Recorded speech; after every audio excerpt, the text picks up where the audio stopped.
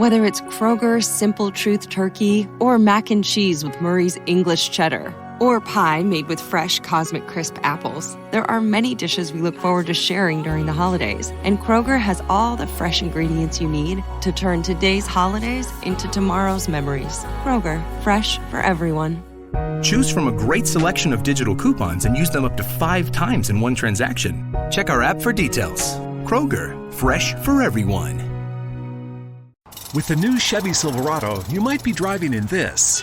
But with the Silverado's redesigned interior and large infotainment screens, it'll feel more like this. Introducing the new 2022 Chevy Silverado. Find new upgrades. Find new roads. Chevrolet. Welcome to the Boneyard with Steve Robertson. As always, I am your good friend and host, Steve Robertson. On the Hump Day edition of the Yard, it's going to be a difficult episode, to say the least. We might laugh a little bit. We might cry a little bit. We'll see. We're just going to let it go. There are a few things I want to talk about before we really get started into all of that. We have seen the absolute best of people in the last 3 days. The absolute best of people. You know, sometimes I think social media is the bane of my existence. There are so many people out there that, you know, because they have anonymity, that think they can say whatever they want to. And a lot of people say, hey, Steve, you should support that. Well, I don't. I don't, because a lot of people are cowards. They don't use their real names. They don't put their own picture up there. And people say, well, you know, Steve, people want anonymity. Well, I mean, what is it you're saying that you're so ashamed of? There's no character in any of that. I know many people use an alias to avoid the cancel culture that is a big part of our society these days. But it's one thing to protect yourself. It's another thing to hide your identity and then spew vitriol and bitterness at other people. But we have seen the best of social media these last 3 days. Since the news broke that Mike Leach was gravely ill and ultimately passed away, the outpouring of support is unprecedented. I have never seen anything like it, ever in my life. And not just people, you know, supporting me, but people supporting you and Mississippi State and the Mike Leach family. It has been a very beautiful thing to see. And for all of you that have messaged me offering your support, thank you from the bottom of my heart. I absolutely appreciate it. I am quick to deflect a lot of that support to the Leach family and to the coaches and people, closely connected with him. Yes, he was my friend. And as I shared with you guys on the last show, I'll be honest with you, I lost objectivity when it came to Mike Leach because he's Mike Leach. Who wouldn't want to be friends with Mike Leach? And what we've seen on social media was so healing yesterday. All the great stories, not just Toby Keith, Matthew McConaughey, and people like that, not coaches around the country, though I do enjoy reading all that. It's the random John Q. rank and file people that have had these extraordinary experiences with Mike Leach and then felt the need to share them. It's been very healing. I am a person that heals through talking. My wife is much different. You know, she's the kind of person that likes to retreat a little bit and then kind of wrap her heart and mind around whatever she's dealing with. I am the kind of person that wants to perform an autopsy. I want to talk about it until I begin to feel better, which makes for good podcasting, I guess. I know some friends of mine probably get sick of hearing from me when I'm dealing with something. It's a lot of it. It's a big handful being Steve Robertson's friend, I can assure you. It's not always a tidy undertaking. It's not all rock shows and book signings. You know, sometimes it's tough. And it's been very difficult navigating through my own grief with my wife 17 hours away. Very, very, very difficult. I have been, maybe one negative thought away from just getting in the car and driving to Mexico. And I may do that. I might do that here in the coming days. I'm supposed to see her in 2 weeks as we get ready for our trip to the Bahamas. I'm excited about that, but I don't know if I can wait. Sometimes you've just got that person in life, and I pray you have that person that you just want to lay down next to them and go to sleep, just knowing that things will be a little bit better when you wake up. May not be totally better. May not even be a good day. May just be a mediocre day. maybe even be a slightly bad day. But there are those people in life that just having them close to you makes you feel better. And so I hope that you have that kind of person in your life. I mean, for years, when life was falling down around me, I'd call my grandmother, my Mama Selman. I'd call her, and she'd listen and she'd listen and she'd listen, and she'd like grandmothers do. It's like, "Oh, Steve, I'm so sorry," and she'd always say, "Baby, it's gonna be all right." And I'm telling you now, on behalf of my grandmother, who is now in heaven, it's all gonna be okay. Baby, it's all going to be okay. It is. Maybe not today, maybe not tomorrow, maybe not a month from now, maybe not even a year from now. It's all going to be okay. Now, probably the only negative thing I'm going to say today on the show, and you never know, I might go on a classic Robertson rant. I have noticed a handful of people. I would say, and this is not an exaggeration, I have probably received about 500 messages similar to the one that I'm about to read you. And I would read them all, but at some point it would get kind of boring listening to all that. But I got a comment yesterday, comments, messages, everything. There's been all kinds of stuff. And this is from William Douglas Harden. He says, "We are very blessed to have Steve to inform us and to inspire us to make the best and most of life. Not the same, but in general, Steve is cut from the same pattern as our wonderful Coach Mike. Both walk through life to their own rhythm in the process, and in the process help us to walk a little taller, with a little more compassion for those we encounter each day. Steve is another of those in this world I've never met, but with whom I feel a kinship. God bless and keep you and Dana, Steve." It's a wonderful message. And I would read them all, but I don't know that we'd have enough time. Again, no less than 500 of those. Either direct messages or text messages or emails. It's been remarkable. And then there are a couple people, I would say 3 people. It was some guy on Twitter. I think he made a Twitter account just to troll me, blocked him. I used to just mute people because I didn't want them to have the satisfaction of knowing that I blocked them. And I finally decided people like that don't deserve access to me. Someone block them. Not only do I not want to read what you have to say, I don't want you to read what I have to say. There was another guy that made a comment. I basically posted a summary of events on Facebook, and he made the comment, "Oh, you're making it all about yourself." Well, number one, no, I'm not. Number two, you're not a person that assigns motive to me. And number three, you can go out there in that yard and find some dog turds and eat them for all I care. So I removed his comment and unfriended him. I've just got no time in life for that kind of seriousness. And had this other clown messaged me and basically threatened me for how I've handled all this. And so I speak on that just because I think it's important to understand that it's not all peaches and cream. There are some miserable people out there that want to make you uncomfortable too. And I know everybody deals with grief a little bit differently, but lashing out at each other is never the answer. Never. I saw a Twitter thread earlier today, and if I'm referencing you and I step on your toes, I hope it hurts like absolute hell, and I hope your feet swell to the point that you can't even put your dadgum shoes on. Robbie Falk is my friend and colleague. Robbie occasionally does a little YouTube Q&A thing. I used to do a bunch of Facebook Live stuff. I need to get back to that, especially now. But I'm afraid I'd cry on camera right now. But Robbie did a YouTube thing just so we all could talk about it. And maybe you don't heal that way, but many others do. And then Robbie gets criticized for that. It's like, oh, you guys are just trying to cash in. Let me tell you this. Robbie makes $0.00 on doing that YouTube thing. He's just trying to help people come to grips with all of this. And then he gets criticized for that? That's wrong. You're out of line, sir. And again, it's somebody with a fake name and picture or whatever. You don't want people to know who you are. You're a coward. I would say it to your face in front of your mother, next to your wife and kids. You are a coward. You are an absolute coward.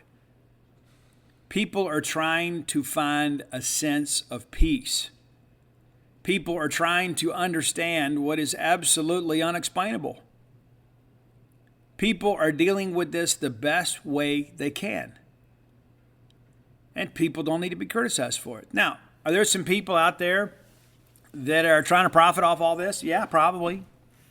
You know, when I wrote the article, my friend the pirate, I didn't even monetize the article. Every article that we have written this week in reference to Mike Leach, we have made free. I didn't even put a monetized video on the article because I wanted that picture of me and Mike to be the endearing image. He's my friend. Didn't put a link in there on how to subscribe, didn't push any promotional content, didn't ask you for any money. I just wrote an article honoring my friend. And then this clown gets on Twitter and says, oh, you're just trying to get clicks. Guys, we are just trying to help people heal. As simple as that. We're in the media. We have a responsibility to cover the story. We're going to cover the story. And just so you guys know, Monday, the most listened to Boneyard podcast in the history of this show. And it's not close. And to put that in perspective, it had over double the listens as the National Championship College World Series show did. I've heard from fans from all over the country that say, Steve, I listened to the podcast. I was blown away. It means a lot to me. It does. People say, but Steve, there's ads in the show. Well, yeah, there are. And a lot of those I don't have any say in.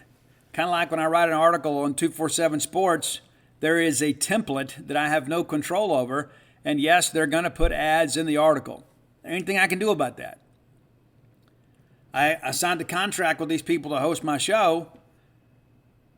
They're going to put ads in it. That's just how it is. That's how life works. You watch network TV, they're going to run commercials. These other people have bills to pay too. And so I say that to kind of maybe explain and defend. And it's like when it happens to me, I just kind of let it roll off a duck's back. But when I saw that with Robbie today, I think it happened yesterday. I just saw it today. A little bit distracted yesterday. It just really chops my hide. Robbie's out here just trying to do something positive and give people an opportunity to interact together and to try to get through this. And he doesn't deserve to be criticized. And if this wasn't a family show, I'd use some more colorful language. You're a coward, dude. I mean, you are an absolute coward. An absolute coward. You're a bad person. You are. If that tweet and that line of thinking is indicative of who you are as a person, I'm glad I don't know you. All right, moving on. I got to get something to eat here soon. I'm thinking Bulldog Burger Company too. I'm thinking Bulldog Burger Company because I need some nourishment, man. I hadn't ate much. I hadn't slept much. I need to find something that I know that I'm going to enjoy, and that's Bulldog Burger Company. I love going in there. I love the variety of the menu. I love those chicken wings. That's kind of a sneaky good item on the menu that nobody really talks about. I lived a lot in South Louisiana. I like things a little spicier than most. I think my palate might be a little more refined. I like it hot. I do. Like it all hot. So I like getting those chicken wings. I encourage you maybe next time you're in there, maybe think about getting that as your entree. That's what I do sometimes. I'll get the spring rolls as an appetizer. Hey, just bring me a coop of chickens, and I'll eat what I want, and the rest I'll just take home. I enjoy it. They're good portions. They're very well seasoned. The ranch dressing, outstanding. But the main reason you go to Bulldog Burger Company is to get that great restaurant quality hamburger. Not a better place, this neck of the woods, to go eat a great hamburger.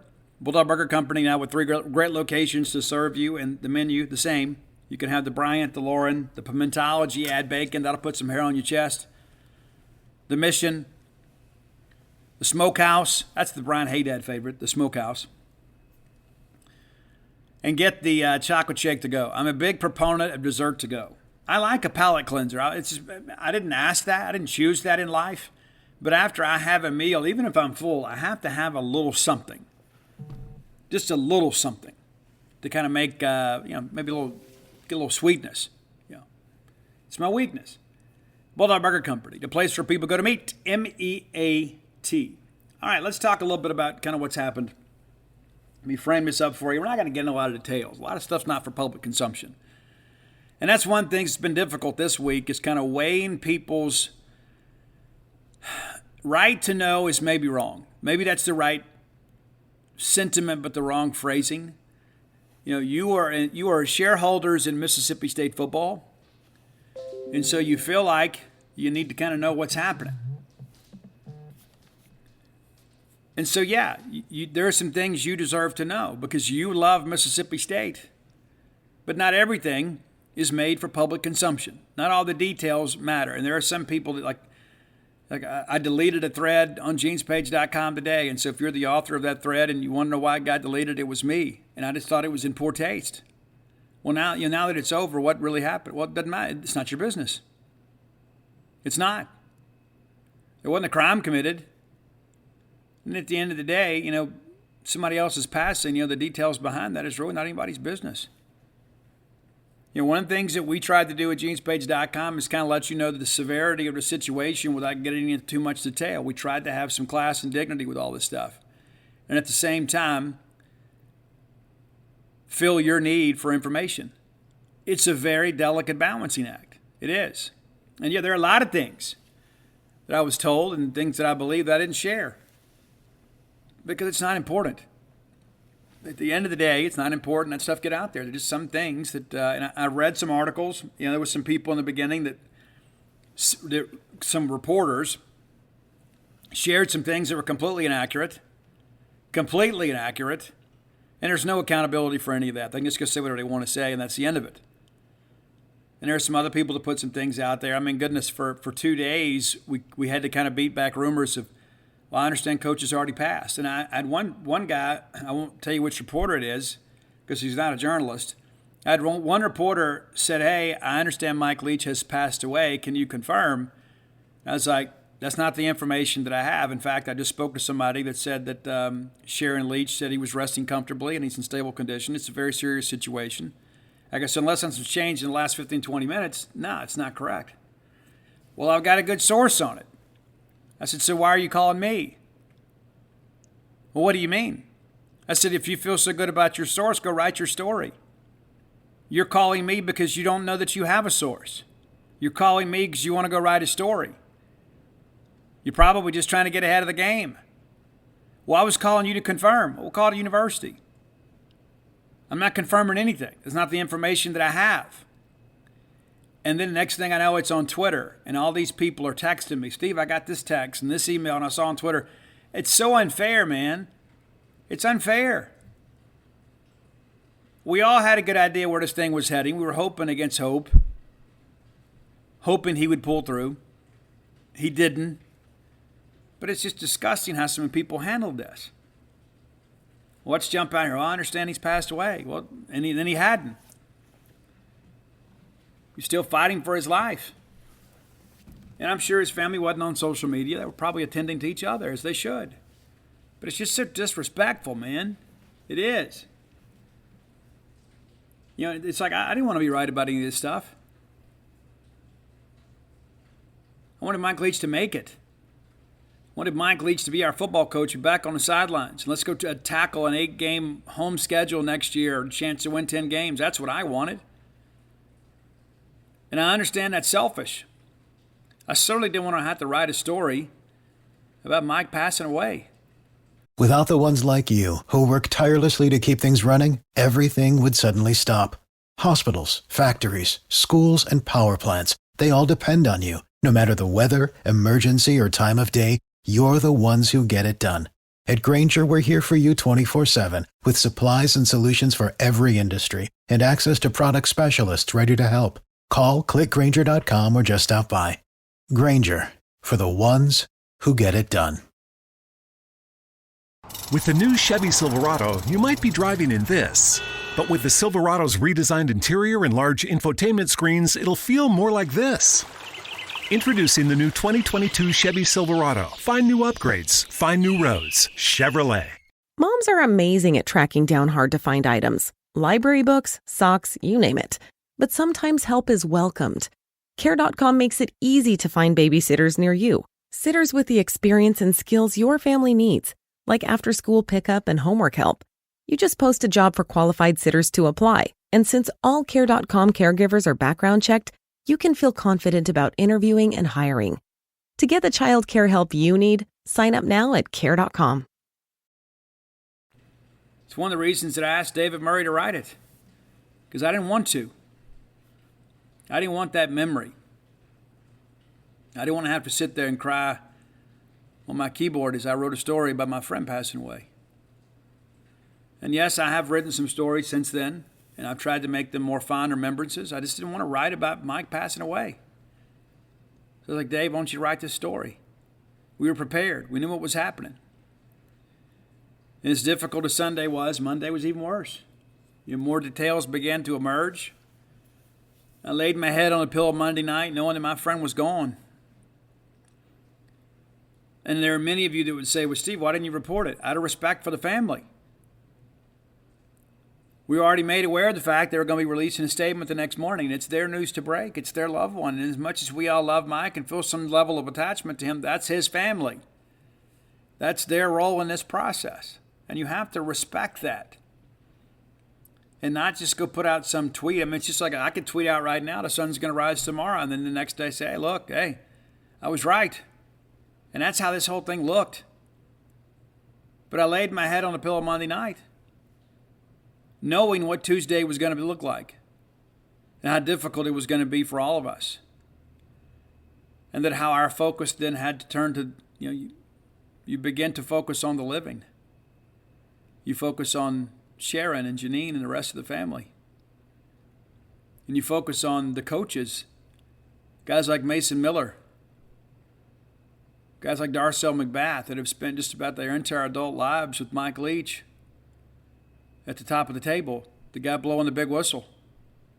You began to think about them and what they're dealing with. Because as close as we all feel to Coach, and many of you have said, you know what, Steve, I just feel this incredible attachment to Coach. I never even met him. And I think that's a wonderful tribute to the person that Mike Leach was.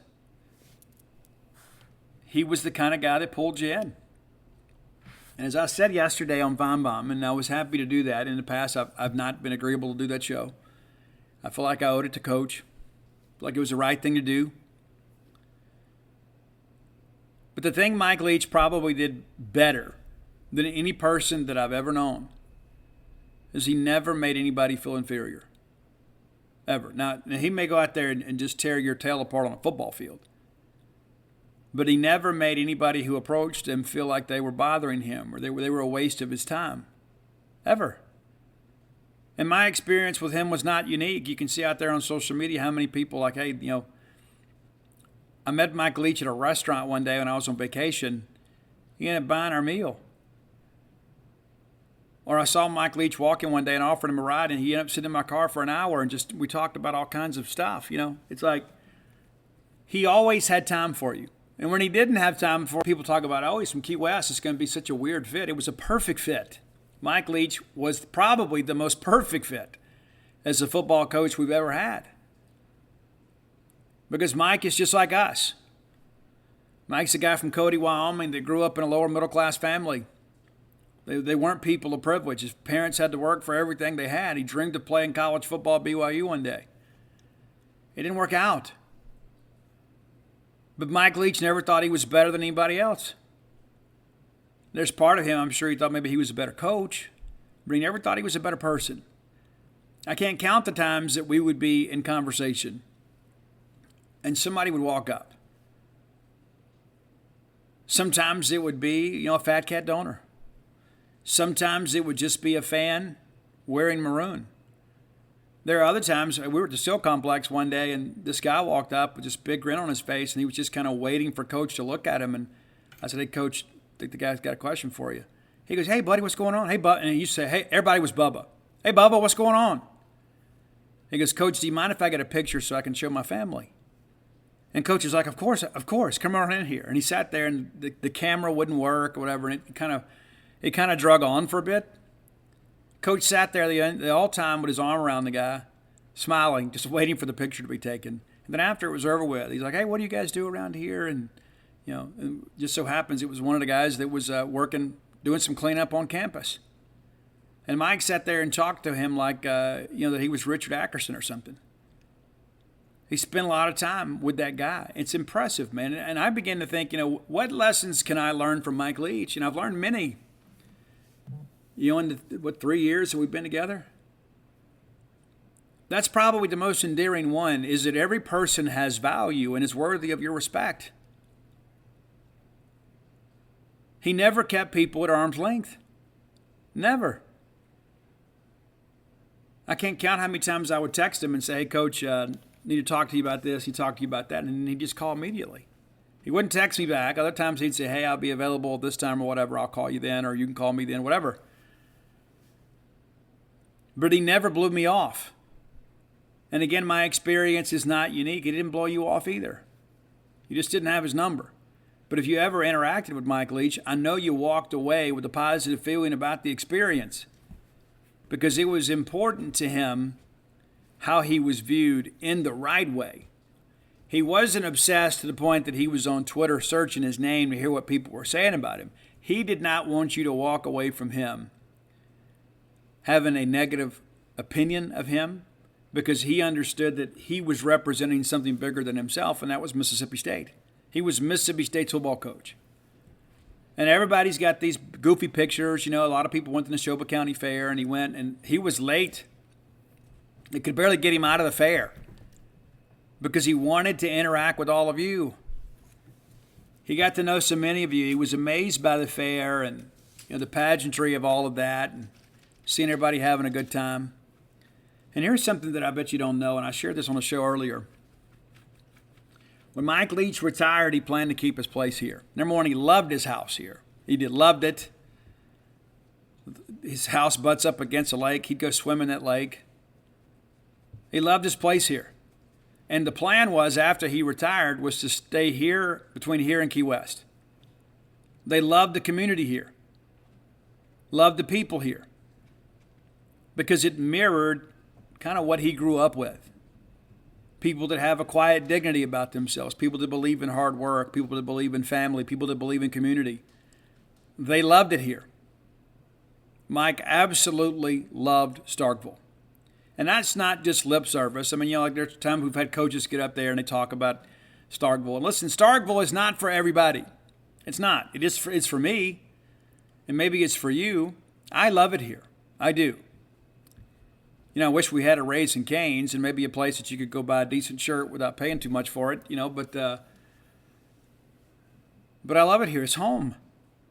And I think in many respects, it was home for Mike Leach. He talked about that before. He goes, after I retire, I'm going to keep my place here.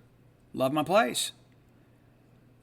And how many times have you seen, you know, the stories, like when Nick Saban was at OSU, you know, some of the guys on staff went to church with me.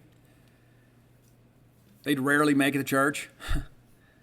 Sometimes you'd see them at a Sunday night service or whatever. You'd see their wives and kids all the time, because guys had to work all the time. One of our friends, she used to take lunch to her husband once or twice a week just so she could see him.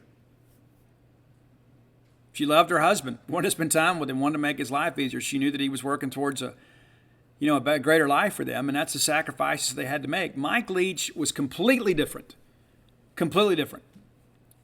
And maybe not as successful as Nick Saban, but I think at the end of the day, I don't think that Mike Leach would trade the life that he allowed his coaches to lead for a national championship. I don't think he would. You know, people talk and some people complained about Mike being late for the Monday presser or whatever. It didn't really bother me the way it did some other people. And maybe it's because I had a relationship with him. But the reality of it is you know, I kind of knew going up there. You know, Leach was a bit of a night owl, so he'd sleep late. The coaches, you know, they'd have a meeting or whatever, but the meeting, I think, was at 10. You know, there just wasn't a lot. He didn't push those guys to the point of breaking. I've had several assistant coaches have told me over the last 3 years that, like, if Leach ever found out that you were skipping a family function for something, he'd be upset. Now, of course, you know, we got practice. We got to be practiced. You got to be present for that kind of stuff. You know, we got staff meetings. But if your kid was playing in a ball game and it wasn't a conflict with its integral part of the schedule, Mike wanted you to go. He wanted you to go and be with your family. He wanted you to take vacations when you took breaks. He wanted you to get out of the office. He wasn't this workaholic like some other people are. Guy won a lot of football games doing it that way. And that's one of the reasons I think you'll see that his staff has been so loyal to him, is because he didn't just treat them as coaches, he treated them as men, as fathers, and in some situations, mothers. He treated them with dignity. He treated them as people that he understood they had other obligations. I heard him say it many times. Coaching is what I do, it's not who I am. One of the bigger lessons I've learned from him in many respects, because I work exceptionally hard. There are a lot of times that I look up and I wonder sometimes how I get it all done in a day. And then I look around and realize, hey, I need to go sweep. Wonder what the kid's doing. I don't always have a lot of balance in life, and that's what I think Mike was able to do really better than anybody that I know. Not just balance work and family, but he had personal goals. He had a quest for personal knowledge. He read a lot of books. He set aside time to read. He'd stay up late at night when the house was quiet. He'd watch documentaries about history and about war, about how things are made. He would see places he wanted to travel to, and he'd write them down. And then when he did get a break, he would go places like the United Arab Emirates or Croatia. And he used to always tell me, you got to go to Wyoming. Oh, it's outstanding. That was his big phrase. Oh, it's outstanding. You need to go do this. You need to go do that. And so we're going to do a different top 10 list today. And no music today. And I think you're going to appreciate this. And a lot of it's going to be some things that I think are important for you and Mike Leach. Getting a lot of questions about the memorial service, and I understand they're kind of meeting today, and everything, of course, is in connection with the family, what the family wants, how they want to handle it. So I understand it's probably going to happen next week.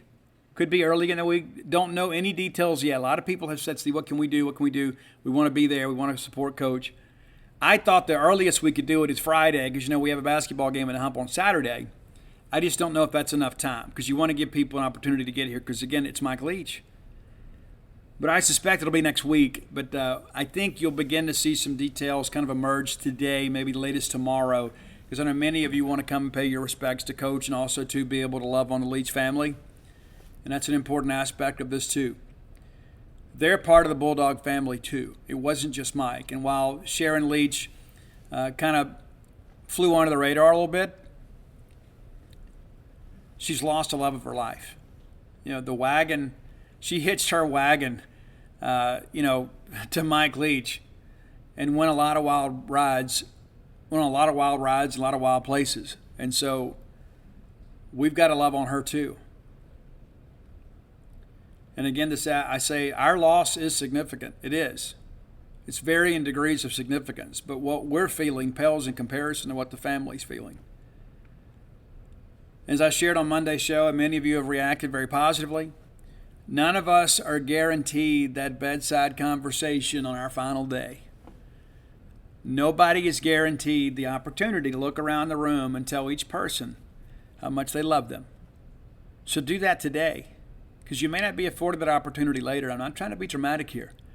But after what we have witnessed this week, Mike Leach had a great day on Saturday, had a great night, went home. The next thing you know, he was facing eternity. That's not how any of us draw it up. We think, there'll be this long lingering illness or whatever, and I'll get a chance to make things right with God and make things right with friends, and you're just not guaranteed that. We're not. Yeah, I wrote it in a poem years ago. I say maybe a year ago. Don't give me in death what you denied me in life. And that's how I feel about this too. It's like, I was very fortunate when my dad died to be there with him. And the last thing he ever said is he looked around the room, and his wife Dolores was there, and all of their children were there. And he said the last thing he ever said, he didn't talk for 2 or 3 days at the end. I remember we watched the Florida-Mississippi State game. And as soon as the game was over, after we had lost, he said, I'm ready to go. He didn't speak again until just before he died. He looked around the room and he said, I love all of y'all. What a lasting memory that I have. My dad told me he loved me twice in my life. The day that I went to rehab and the day that he died. And those are the 2 days I needed to hear that the most. I'm not in any way trying to suggest my dad was an absentee father or unemotional or anything like that. It just wasn't his way. But we had a beautiful moment there at the end. Mike Leach and his family were not provided that opportunity. I'm sure there was some wonderful stories and some tearful commentary, but Mike was not a part of that. And so I encourage you again, get things right in your life. You don't want to die with any bitterness or resentment or any unresolved issues. There are going to be so many people when you pass away, kind of left behind. They're going to say, you know what? I wish I had talked about this. I wish I had told him or her this. I wish I would have told them how much they meant to me. Yeah, I made a post on Facebook yesterday. I'm not going to read it to you guys. Because I'm already kind of tender, with Dana being out in New Mexico and me being here, and then having to deal with all of this stuff. And then beginning to realize that I've told her I've loved her millions of times, and that's probably not an exaggeration. I probably tell her, I end every text conversation with I love you. Every single one. I get emotional thinking about that. Because I think to myself, if it's the last message I ever send, that's what I want her to know. And so I'm going to live my life that way. This whole thing has really, in many respects, kind of forced me to take an even deeper personal inventory. I'm going to say I love you a lot more.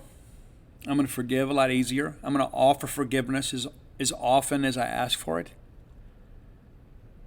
Because, again, we're not guaranteed the big ceremony at the end, the big, I've always loved you and I'm sorry about everything. You're not guaranteed that. Let's make amends now while we have the opportunity. Let's tell each other we love each other. We get so caught up sometimes, leading this accidental life, thinking it's going to last forever. It's not. Life is short, death is certain.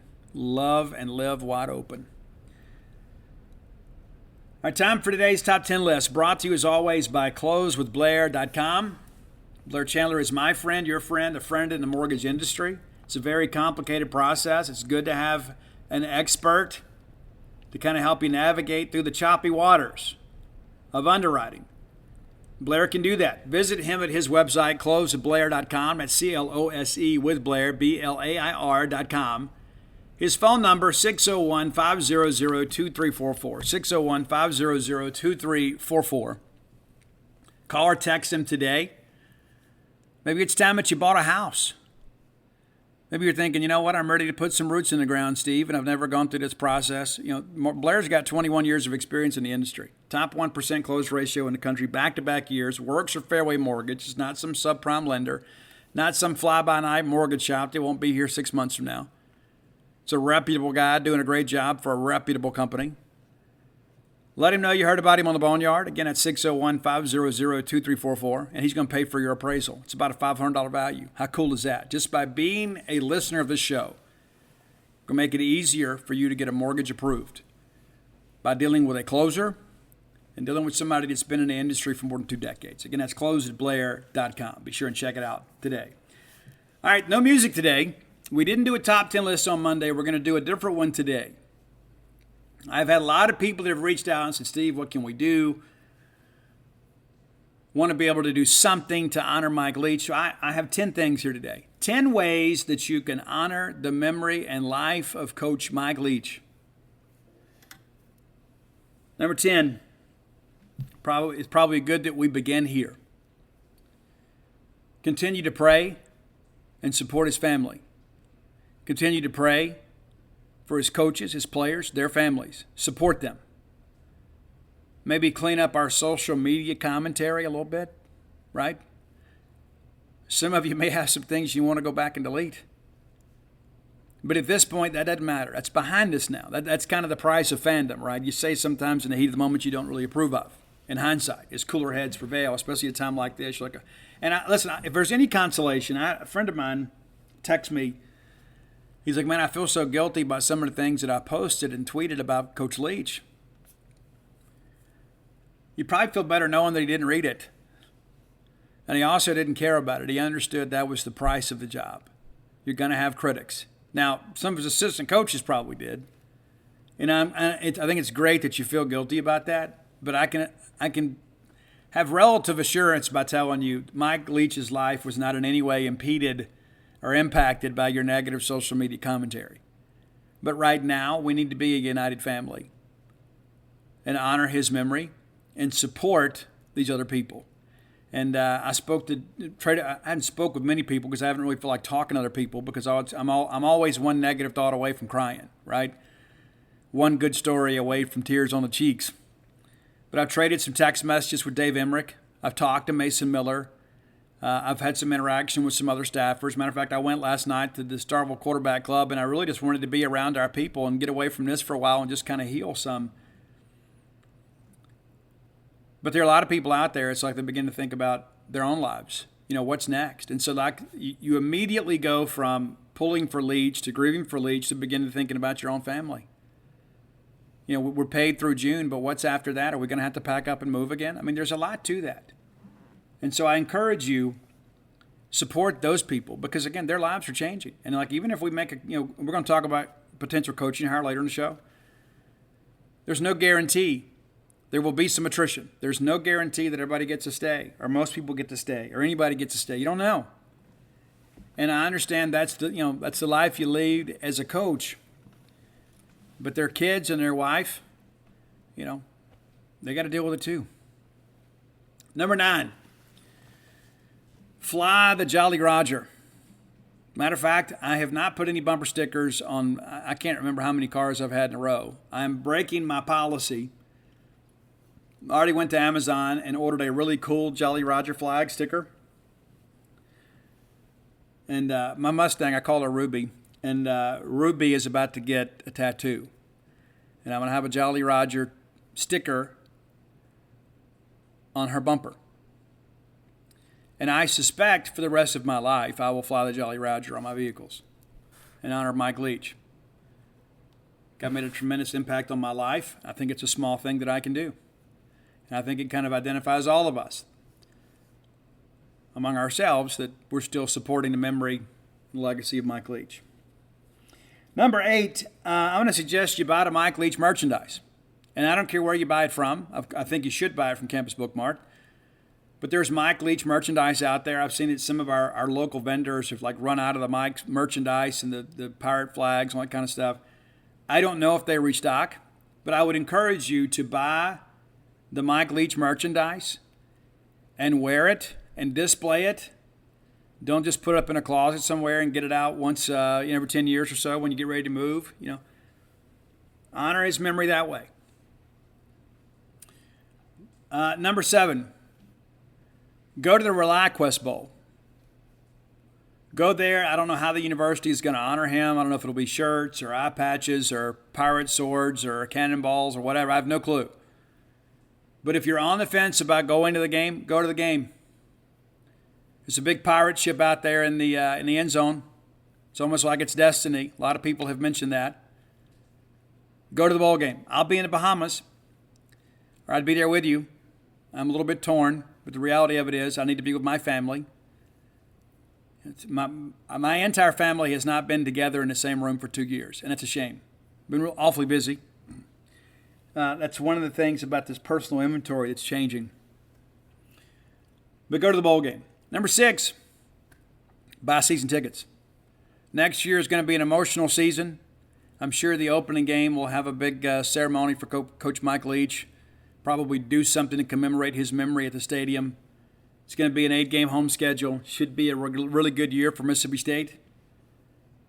My hope is that your enthusiasm for Mississippi State football has actually been enhanced through this rather than diminished.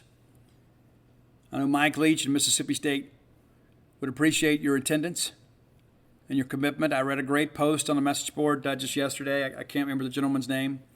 He goes, "I'm done being a casual fan. I'm all in. I've watched games, hadn't been to many games, haven't always done it at university, but after this and seeing all this kind of unfold makes me proud to be a Bulldog. I'm going to make more of a commitment. I hope more people follow his lead." Number 5, give to the Bulldog Initiative. And I'll be honest with you, Mike Leach was a reluctant convert to the NIL. Mike was always like, I want kids that want to be here for the right reasons. Those kids will work hard. They'll value the scholarship. They'll value the opportunity. There's some truth in all of that. But in the end, Mike Leach kind of came around and realized, you know what, hey, the game is changing. I got to change with it. He wasn't a huge proponent of it, but he understood the importance of it. So maybe if you've been on the fence about giving to the Bulldog Initiative, maybe Mike Leach, his memory, is enough to motivate you perhaps to get more involved. And I don't care if it's $100 a year. I think every Bulldog should make some level of commitment to the Bulldog Initiative. Number 4, and I mentioned this on the Paul Feinbaum show yesterday, buy his books. I would love nothing more than next week to see the New York Times bestseller list come out and see Mike's books, both of them on the New York Times bestseller list. Maybe you've been reluctant in the past. Maybe you don't even read. But how cool would that be in his passing that Swing Your Sword makes a return to the New York Times bestseller list? I think there are other people around the country that are probably thinking the same thing. I need to get his books. And I kicked myself, too, because I had both of his books, and I never brought them by there to get them signed. That'll never happen. We were supposed to go up there and sign each other's books. And every time I went, I'd forget to bring them. It's tough. I got a lot of memories. I guess I don't need his autograph, but I got a lot of memories. But go buy his books. Swing Your Sword in Geronimo. Go buy his books. Number 3, a lot of people have asked me about this. I reached out to Dave Emmerich to get some information here. How can we give to Coach Leach's favorite charities? Well, he did not have a favorite charity. He was very, very, very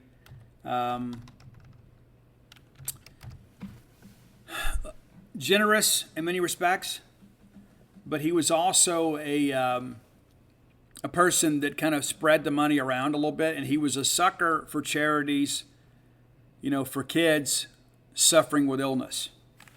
And so there are tons of charities out there that specialize in that sort of stuff.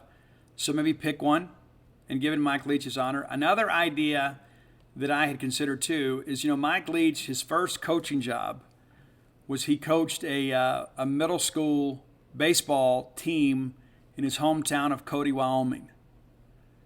And they have a website for Cody Youth Baseball. They have an official store. They have all sort of stuff there.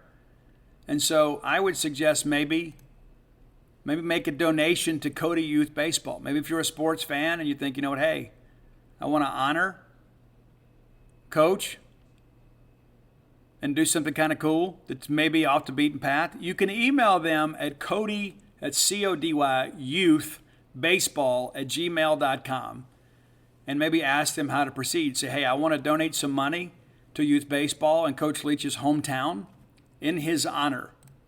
I think that would be a wonderful idea. As a matter of fact, that's probably the avenue that I will take, is I want to give some money to Cody Youth Baseball because that is where Coach Mike Leach's coaching career began. That's where he was born. That's where he spent his formative years. I think that might be the way to go. But anything to do with kids with illnesses or kids playing youth baseball in Cody, Wyoming, I think, I don't know, maybe if we don't put a fundraiser together and maybe we work with Cody Youth Baseball to do something to have Mike's name somewhere at their athletic complex. I don't know. I'm just brainstorming here. But, maybe we could all work together in that respect to do something to honor Mike's legacy with young people. Number 2, and these next 2 things really don't require you spending any money. Or not much. You don't have to buy a sticker. You don't have to buy a shirt. You don't have to buy tickets. You don't have to give to the initiative. You don't have to buy a book. Prioritize your family. For like 6 weeks or so, that is just something that's been so incredibly on my heart personally. And maybe it's because I'm 6 months away from being an empty nester. Maybe I'm having a midlife crisis. I don't know. Maybe I'm just completely miserable to know my wife's not here every day. You're probably tired of hearing about that, but until she gets back, it's an issue, right? And I've learned, too, no amount of money is worth being away from your wife as much as I have been. I just tell you that. It just off the cuff. But prioritize your family. We talked about Mike Leach encouraging his assistant coaches and his staffers to be able to be involved in their kids' lives and kind of affording them the opportunities to do that. Put your family first. I am a person, I've been a workaholic, and when people talk about trading addictions, when I got clean and sober, basically I threw myself into my work. I wanted to provide a good life for my family. I'm very driven. I have a tremendous amount of ambition. I also don't have a college degree. I do plan to go back once Ian graduates college and finish my college degree if it's the last thing I ever do. One of the biggest regrets of my life. But knowing that I didn't have a college degree, I had to outwork everybody. I knew from the very beginning I couldn't be the low man on a totem pole because I wasn't educated. I had to outwork everybody. I had to be a sniper. You know, in a war full of trained soldiers. I had to pick my shots. And so as a result, there are times that my priorities have been out of line. And I can tell you now, the kids aren't coming back. They're just not. They're not coming back. They're going to find lives of their own. They're going to begin families of their own, and I'm going to have to go see them. I'm going to have to make the effort to go see them. So prioritize your family. The number one thing on the list is live your life. And I don't just mean pay the bills and raise the kids. Go do something amazing with your life. Challenge yourself. Continue to dream. Don't just get caught up in this accidental workaday life where you're just paying bills and raising kids, watching Netflix. I think one of the things I was most envious about in Mike Leach's life is all the places he had gone and the people he had met. And I've done some amazing things in my own life. But the reasons that he went to certain places, like he'd watch a documentary and just see some architecture or see some museum or something, some process, how something was made. He wanted to go see it for himself. And of course, he had the resources to go do that. And he did it. He would just get on a plane and go. Now, you may not have the ability to do that. But maybe you've always put off and say, hey, I've always wanted to run a marathon. Go do it. Maybe you start with a 5K, work up to a 10K and a half marathon, then go run the full. Maybe you've always wanted to write a book. Do it. Maybe you always wanted to start a side business. Maybe you always wanted to fry fish for a living. I don't know. Do it. We don't get a dress rehearsal.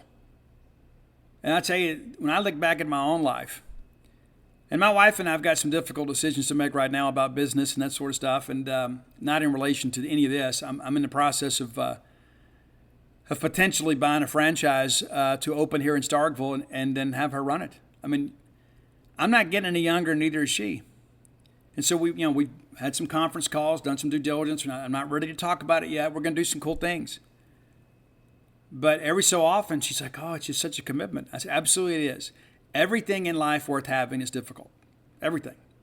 Everything. There is nothing in life worth having that doesn't require risk. And between the two of us, I have been the bigger risk taker. Now, some would suggest her decision to marry me was probably the biggest gamble of all time. I would submit to you, I think it's paid off really well for her. She believed in me. And now here we are, and we have built a tremendous business, and I'm ready to open another one and just have her run it. It's not anything to do with sports, nothing to do with the internet or anything of that nature. But it's what I feel like we need to do. And, of course, she wants to do it, but again, she has not worked in the business world. She's been a nurse. She hadn't had to make these decisions and talk to people and things like that. And it's a gamble. And so when we open this business, God hoping we do, I'm going to need your support. I need you to come out and support the business.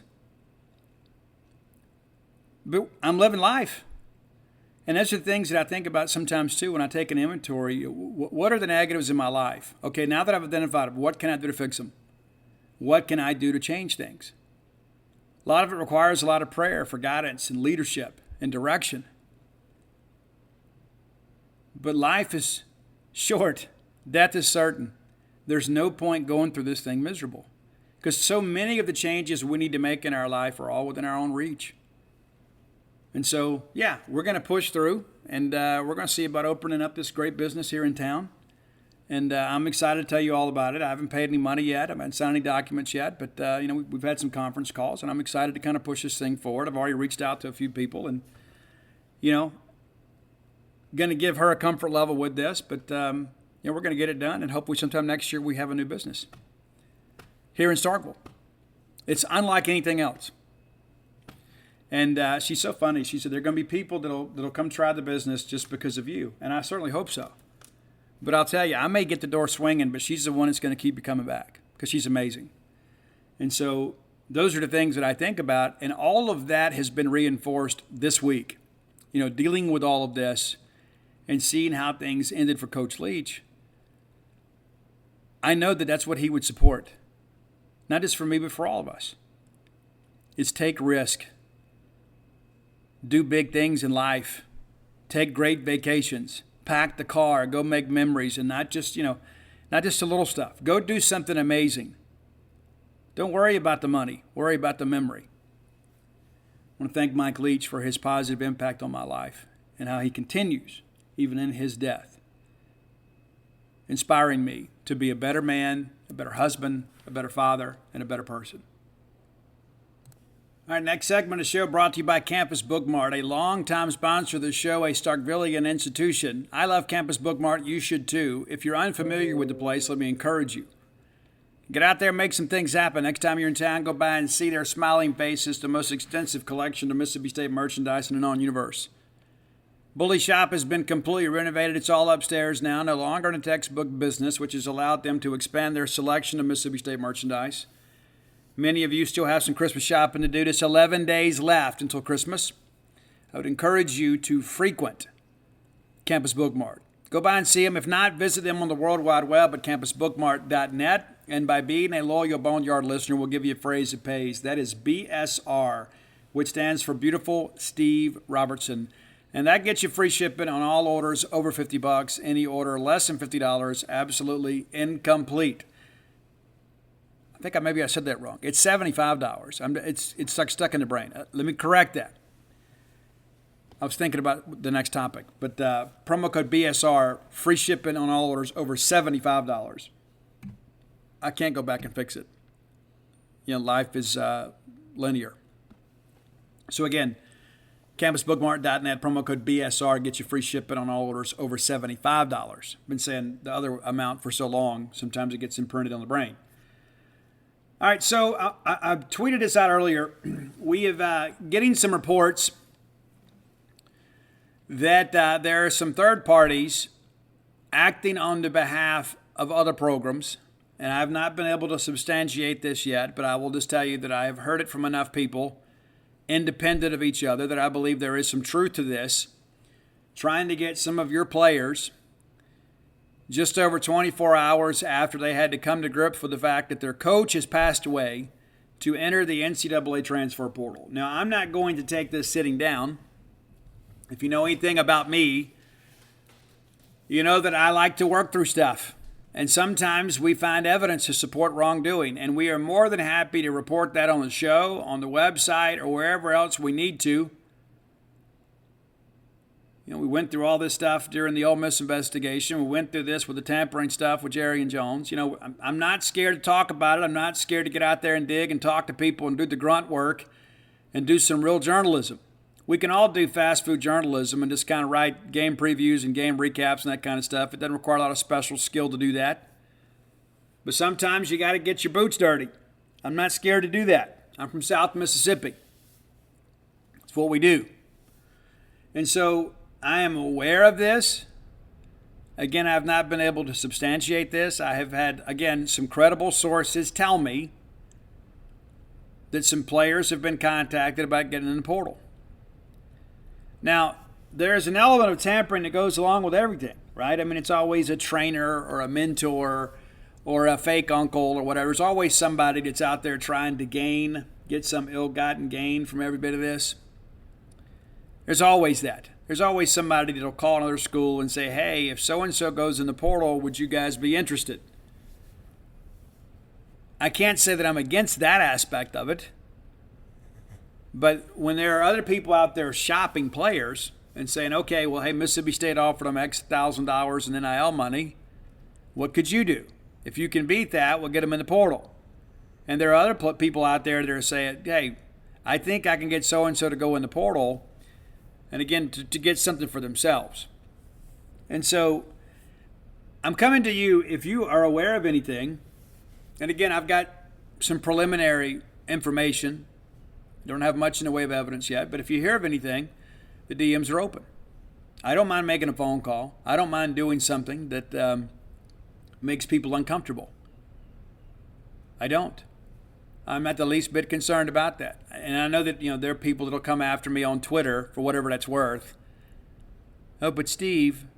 Oh, but you. That kind of stuff that drives me crazy. Like I should be concerned about what they think. I don't. I don't care. I absolutely do not care. And again, if I can get information to substantiate this, I will make them famous. Absolutely will make them famous. All right, speaking of the portal, State has gotten some good news from the portal here in recent days. A couple cornerback prospects headed to campus. Radar Jones from LSU, who was suspended for the entire 2022 season. I don't know all the details behind that. He's originally from Horn Lake, Mississippi.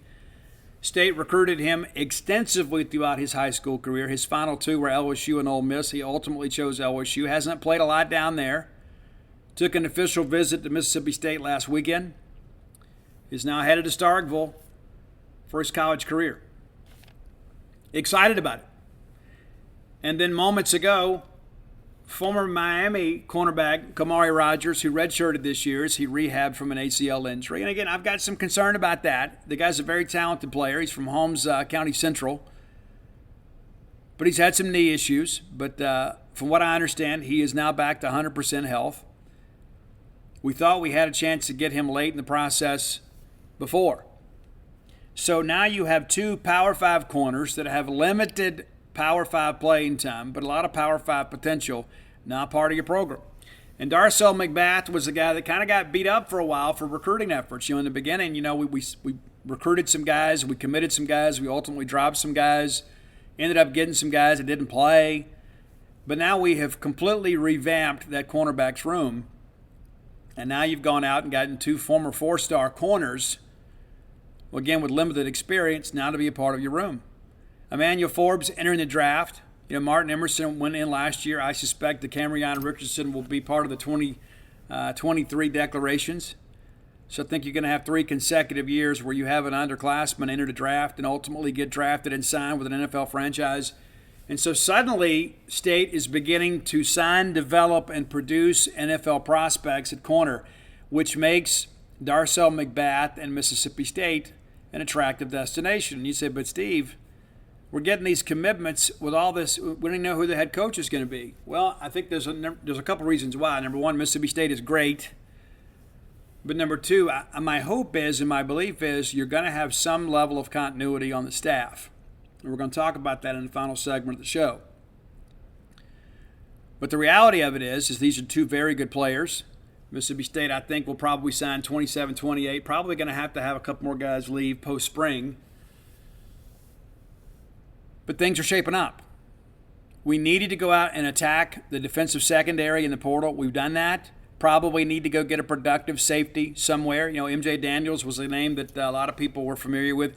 I would have supported getting MJ, but not as the only transfer safety because, again, very limited experience, and we need to get a plug-and-play guy. We need a Jackie Matthews type guy that's already got Power 5 production. MJ doesn't have that. I would have liked to have had MJ just because of the fact that he would be my official visit host for every kid deciding between State and Ole Miss. Even if that's his only contribution to that playing special teams that have been worth the scholarship money to me, just because of the fact that you've got somebody that knows both sides of the coin. But not as the only safety. You got to have a guy that can come in. And while I think MJ has potential, and now he's headed to Southern Miss, and I wish him the best, we've got to have a headhunter back there that's going to be on the field and probably get you 50, 60 tackles a year. You need another Jackie Matthews type. And, of course, Jackie's going to enter the draft and expects to go through the bowl game. And then, kind of lost in all of the craziness with Coach Leach is the fact that Emmanuel Forbes did go through bowl practice over the weekend. And the initial reports were that he wasn't going to play in the bowl game. Which brings me to the final point of this segment. There were some people that even asked me, with all this hanging over our heads Sunday and Monday, they were like, Steve, should we even play the bowl game? I said, absolutely, we should play the bowl game. Because if things worked out as they did, I think our fans need this, our coaches need this, and our players certainly need it. What are you going to do, send them home? Then all of a sudden they're at the mercy of all these runners for other schools out here trying to get guys to go in the portal. All of a sudden you make them targets for tampering. But more importantly, I think they need each other. They need to be around each other as they deal with this significant loss. And you know how it is as a young person. You don't really know what life is about yet, and then something like this happens and it puts things in perspective for you. So I think they need to be around each other as they navigate through their own grief rather than just going home. I think that would be the absolute wrong thing to do. I don't think there's any question about it. And I think this fan base needs a chance to honor Mike Leach. And Red Hobart tweeted out yesterday they're considering several opportunities and several options. And one of the things people are like, hey, we should wear black. Well, we are the visiting team, so we're going to wear white unless there's some agreement made. But as far as like getting these Mike Leach sweatshirt, jersey type things, I'm told the logistics behind that are just too difficult.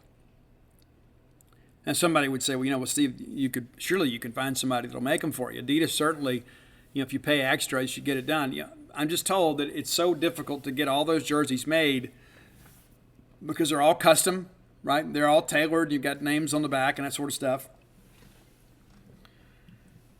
So I don't expect that. I do think that you're going to see maybe some different helmets.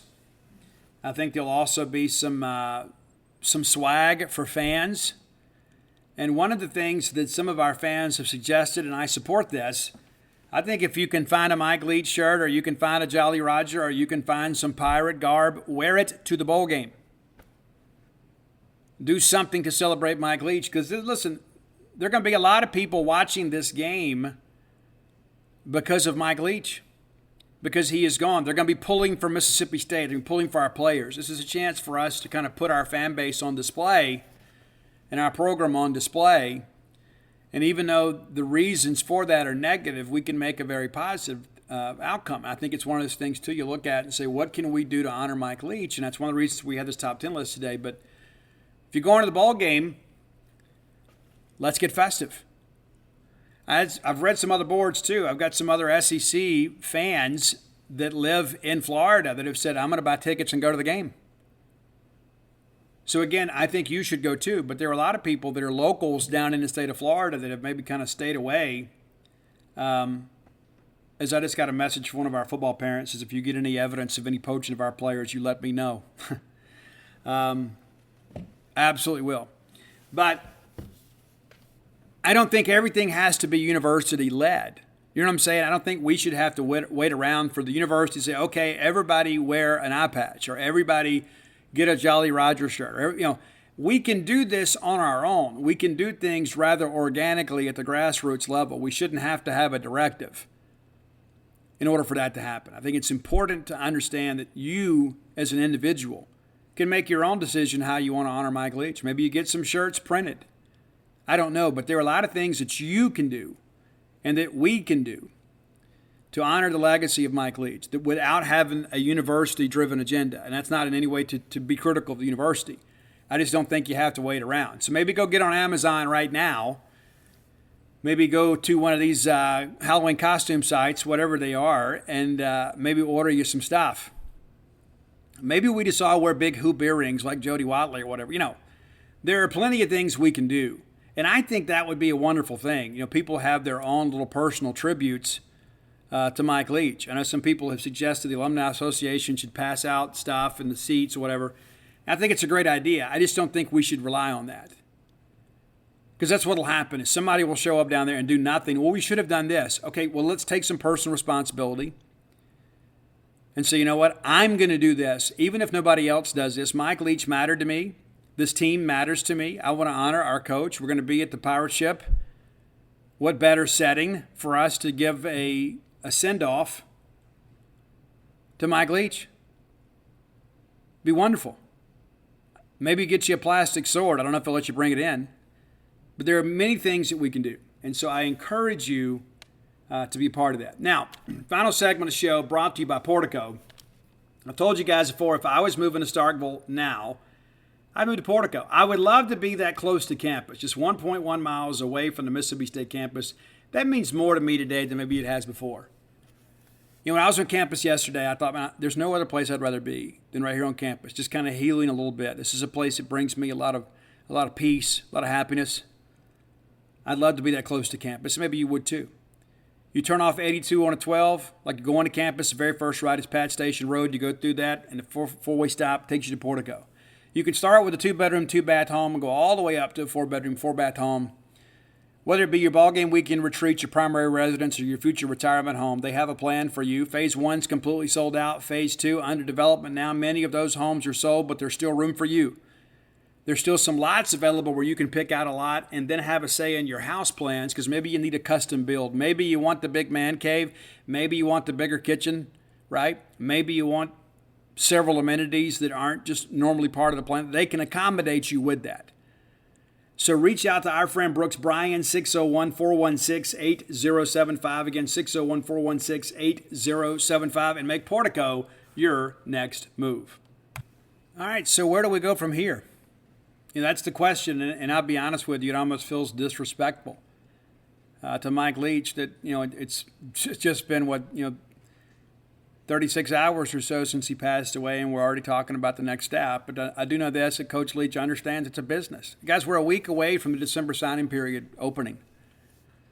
And I thought about this at great length last night, and the first thing that I would say is we don't need to make an emotional decision. Absolutely don't need to make an emotional decision. But what concerns me is the timing. Guys, you got a week. We don't have an athletic director. That's not to say we can't hire a coach. Dr. Mark Keenum can handle that. You got an interim athletic director in Bracky Brett. We can work through a contract negotiation that meets both sides. You don't have to have a director of athletics to get that done, not a full-time person. You don't. A lot of people are thinking, hey, we've got to hire an AD. And there's a lot of discussion this week that the interviews that were set for this week have been pushed back as Mississippi State kind of handles the business of football and of Mike Leach. But you don't have to have an AD in place to hire a coach. You don't. Now, of course, you probably need to run it by your candidates and say, hey, this is what we plan to do. This is how we're going to structure things. If you're no longer interested in the job, then let us know. Because these people knew coming in that they weren't coming in to hire a football coach. It's not like there was a vacancy and they were already kind of doing their own due diligence to think, okay, if I get the job, this is who I would hire, because the understanding and expectation was for Mike Leach to be your football coach for the foreseeable future. So they knew that they were going to be working with a coach they didn't hire. So that's not newsworthy, right? That's not going to change their perception of Mississippi State. So a lot of people out there have talked about Zach Arnett. Now, I believe at some point Zach Arnett is going to be a head coach. Is now the time? I don't know. There's a lot left for Zach to learn. Zach's just been a coordinator for 3 years. I love Zach Arnett. Zach Arnett loves Starkville. Zach Arnett loves Mississippi State. Zach Arnett loves Mike Leach. And if you let him leave, there's no guarantee you get him back. That's important to understand too. The schedule sets up nicely for next year. And it's like, in my mind, I'm thinking, okay, we need to conduct a national search. And then I consider the fact that we have 7 days. And you know as well as I do that the schools out there recruiting against Mississippi State are relentless. They're not going to stop. They're already got people out there now. Rumors are they're tampering with our players. You know what they're going to tell them? Well, they don't even know who's going to be the coach there. What if you sign and then all of a sudden, the scheme doesn't fit you? Maybe if you don't like the coach, what if the coach doesn't like you? You should just come with us, or maybe just wait and sign in February. So that's your immediate need. That is your absolute immediate need, is to get this recruiting class put to bed, go win a bowl game, get through the February signings, and I don't think there will be many. I think you'll get everybody put to bed in December, with rare exception. But you've got to be open for every bit of that. You have to be open and kind of understand that there are going to be some guys out there. And listen, that is a reasonable concern. There could be somebody at Blue Mountain State say, hey, you just need to wait this thing out. You just need to wait it out. And the kids are already concerned themselves, and somebody kind of reinforces that anxiety and apprehension. You could see some guys say, I'm just going to wait and sign in February. And they'll be on the parents and say, listen, I think you'd be making a mistake. What if he gets down there and he's got to get in the portal? And that's always that's a two-edged sword too, because we can always say, hey, we make a hire, you don't like it, get in the portal and go somewhere else, post-spring or go next year, right? That's always part of it too. But I think there are a lot of people out there that would absolutely support Zach Arnett getting the job. I got interrupted there, so you have to forgive me. But here's the deal. I begin to think about, my loyalty is to Mississippi State. And I think about, what is best for Mississippi State. Well, I can't ignore the immediate needs of this program just thinking about 3 or 4 years down the road. We're a week away from signing day. We have college coaches out there reportedly working through third parties, and maybe the impetus on that is through the third party themselves looking to gain something from it. But we've got to stabilize the roster.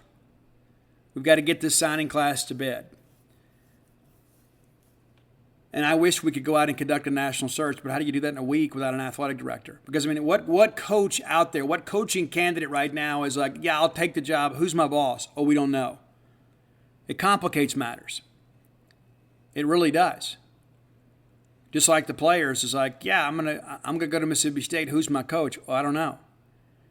And so you can make the move, while albeit risky, of promoting Zach Arnett. I know there is a lot of sport within the fan base. I don't know if that's the right decision long term. I don't, and that's just me being honest. I love Zach. I do. I think Zach would bring a real tough edge to our program. Is he polished enough right now? Probably not. He'll have to learn on the fly. He's going from basically managing, his assistant coaches and GAs to having to manage an entire football program with only 3 years' experience as a coordinator. And I certainly think he's smart enough. I think he's capable. But it is a bit of a risk. It is. I think we all know that. And again, we've got to make decisions for the right reasons. I wish we could conduct a national search, and then at the end of that search, if that ended up being Zach Arnett, great. But I think we're going to have to move quicker than that. I think we absolutely have to move quicker than that. That could be any day now. Any day. I wouldn't be surprised at all if we find out that maybe we've come to terms with Zach Arnett and we announce it next week. I don't know. And again, that's not an educated guess. That's just kind of me offering an opinion as we brainstorm through this thing together. But it is a very complex issue. I do not envy Mark Keenum right now. Mark Keenum, a fabulous leader. I have a tremendous amount of confidence in him. Every interaction I have ever had with Dr. Mark Keenum has been very positive. He's very measured in what he does. And again, not to be critical, I probably personally would have already wrapped up the AD search. And that's easy to say based on what we're dealing with now. But I probably would have already done it. John's been gone now, since the week of the Auburn game. And I know you didn't want to rush the process, but with technology today and all this kind of stuff, we could have had, a round of interviews, right? We could have made a decision, especially if we end up we hired Jared Banco anyway, because he appeared to be the leader in the clubhouse from the very beginning. But I think, too, when you look at the optics of what happened last time, when John Cohen's name was leaked to the Clarion Ledger by a friend of the program, I think they wanted to protect the search and take their time to kind of work through this and really do an exhaustive search. And maybe we've been a little bit too deliberate with that. And again, that's easy to say in hindsight based on what we've dealt with this week. We didn't expect to have to make a coaching change this year.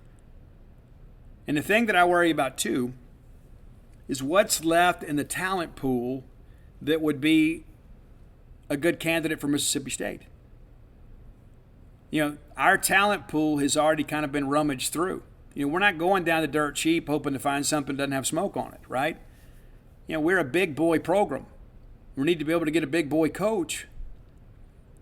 But one of the things I go back to, and you get tired of hearing about this, when you look at our NIL war chest compared to our competitors, that's an impediment. It absolutely is. It is absolutely an impediment. You say, well, you know what? I'm choosing between two jobs. The jobs are comparable. However, Mississippi State's got, $3-4 million in NIL money. This school's got $10 million. Well, I think I'll go there. That's a part of the equation now. It used to not be a thing at all. But, even when we hired Joe, We had all this stuff going on. We hired Leach. We had all this stuff going on. We didn't have NIL or transfer portal back then. But contrary to popular beliefs, even back then, Billy Napier didn't even have an interview with Mississippi State. And some other people will tell you differently. They're wrong. Did we have some preliminary discussions with his agent? Did John have a phone call with him? Absolutely. Did they ever have a sit down? Billy wouldn't even meet with us. And other people would say, well, I'm not going to get into it. I'm not going to get into it. There's so many people so invested in their lives, it's not important anymore. But when we have candidates like that from the G5 that are hesitant to take our job in the pre-NIL era, what do you think we're going to deal with now? And that's on us, right? The university can't make the NIL war chest better. That responsibility falls to all of us and our businesses. And so what caliber of candidate is going to be out there for Mississippi State at this late date? Is there somebody that would take the job? Absolutely they would. But are we going to be able to keep them? Yeah, and the way that I look at it, too, if they come in here and they win for 3 or 4 years and leave and go somewhere else, that means we've had 3 or 4 good years, and probably we have replenished the NIL war chest, and we've done a good job kind of building the program, and there is excitement around the program. But there are a lot of people, as right now I'm sitting here, got a message that says Arnett feels like a layup. We don't need to get cute. And maybe that's the direction that we go. I just wish we had more time. And again, I'm not anti-Zach Arnett in any respect. I do think Zach Arnett is a brilliant person, and I do think that he is head coaching material. But he may have to become the head coach maybe a little bit before he's ready, and then you begin to think about next year. I mean, the season seems to set up for us perfect. So if you hire Arnett, you promote him from within. Does he promote Matt Brock to DC, and then you go hire a safeties coach? Who runs the offense? Do we continue to run the air raid? I mean, the pieces are here. Maybe he wants to be a little more balanced. Maybe he wants to be a new generation air raid. I don't know. But I know that they have done a good job convincing recruits that this is the place to be because we're still adding commitments. Chris Parson is out there being a leader and texting other recruits saying, hey, we are literally the last class that Mike Leach ever put together. We owe it to him to stay together and kind of carry his vision forward.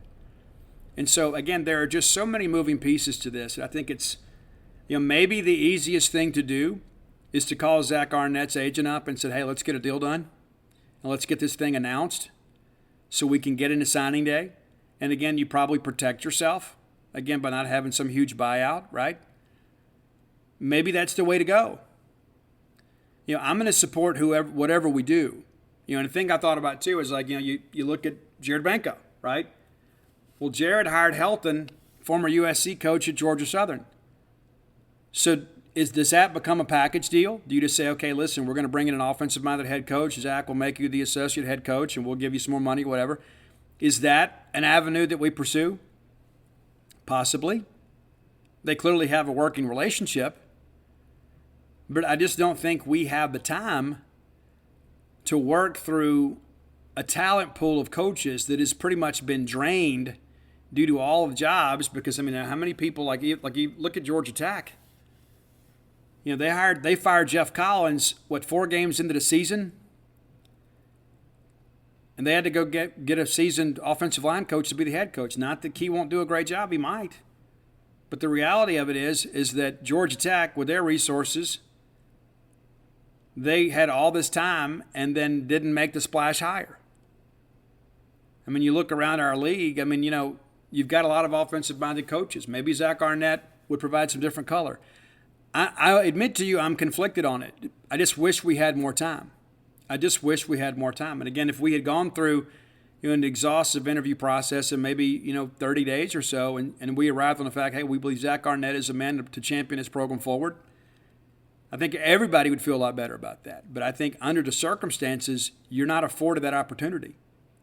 And maybe the way to go is to get a deal done, get it announced, get the signing class put to bed, settle the roster, fight off some of these idiots trying to poach your players, and then in addition to that, go win a bowl game.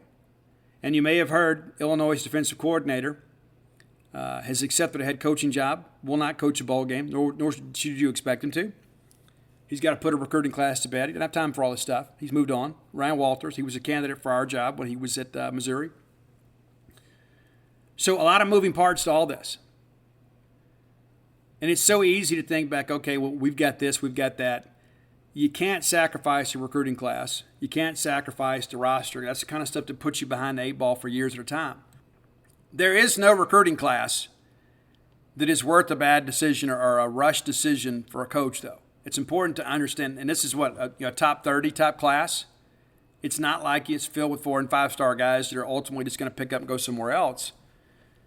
But I do think the class is holding solid. Will we lose a guy or two? Possibly, because the efforts to poach players is going to be relentless. Do we have a couple guys go in the portal? Possibly, and be prepared for that. Be prepared for that. This has been a very traumatic experience for all of them. My hope is they're committed to each other and not just to a coach. They're committed to a place and a program, and a fan base, and a university, a culture. And the way to probably keep them engaged is to continue that culture. Because all of a sudden, after everything that's happened, all of a sudden their position coaches are going too. You're going to bring in people they don't have a relationship with. They're going to get in the portal. They're going to decommit. They're going to sign with somebody else. And then all of a sudden, your talent level is diminished. And so what do you do then? And so I don't think making the right decision here, making a decision like that could prove to be the wrong decision with long-term consequences. And so I admit I'm on the fence about this. I am. But when I begin to think about the fact that we're going to ask 20-some-odd players to sit down next Wednesday and sign a piece of paper finalizing their recruitment, we need to be able to tell them who their head coach is going to be. That's probably job one. And so what do we do between now and next Wednesday to answer that question? What does Bracky Brett and Mark Keenum do? And the thing about it is if you go ahead and get that handled, let's say you promote Zach Arnett and get that done, you probably can take a little bit longer on the AD search. And again, I would have probably already had it done. Again, I don't know, everything that's involved in all that. But, again, with the gift of hindsight, that probably would have been the move. But I think you had the luxury of time knowing that you weren't expected to make a coaching change. But things have changed. And so as a result, our way of doing things has to change with them. We have to do, Bracky Brett and Mark Keenum have to do what is best for Mississippi State today. What happens today? Not necessarily what's going to happen in 2026. And I'm not saying you can't be forward thinking, but we have to take care of today's business today. We got to take care of next week's business now. This is not a situation that we can afford to wait. And so my question is how in the world do you put together a coaching search, go through an interview process, get candidates vetted out, and then get somebody hired in a week? And then give them the opportunity, of course, to talk to recruits. It just seems to me that would just cause more confusion and stress on a roster and a recruiting class that has had to endure a very traumatic experience here in the last week. But if I had to call it today, I think Zach Arnett's going to be your next head coach. And I'm going to encourage you to get behind that. I'm going to encourage you to get behind your players. And again, I think you probably word and structure the contract where you can be in a good position that, hey, maybe if things go south, you can get out of it very inexpensively. But I think Zach could succeed. Now, he's going to need some help on kind of handling the day-to-day operations of the football program. It's not just about coaching football. You got to have somebody to handle all the other stuff and all the support staff and who handles marketing, who's doing the graphics for social media. There's a lot to it. It's not just calling plays and recruiting players. And so there's going to be a learning curve with every bit of that. And again, he's a very young and energetic and brilliant guy. But I think based on the timing of Mike's untimely passing, I think Mississippi State in many respects has their backs against the wall, and they have to make a decision that handles things immediately. I don't think we have the luxury of time because we'll lose recruits, we'll lose a roster. And I'm not saying that Zach Arnett is not deserving. He certainly is. I do think that he is on the trajectory to be a head coach, but the future may be today. The future may be now. And I think that's important for our people to understand. I think Bracky Brett and Dr. Keenum have to move expediently and with purpose. And so be prepared for that possibility. Because I can promise you, if we go into next Wednesday and we don't have a head coach, we're going to have kids not sign. We're going to have kids maybe flip and go somewhere else. We're going to have kids delay it and wait and sign in February. And then all of a sudden it becomes an absolute dogfight down the stretch. And I'm not saying you have to be held hostage by a recruiting class, but the reality of it is you've got to be able to tell them what their future in maroon and white looks like with some level of confidence. And today we can't do that. I think that's important to understand. But I also think it's interesting that you're continuing to get commitments, which tells me there are some people on this staff that still expect to be here after the ReliaQuest Bowl.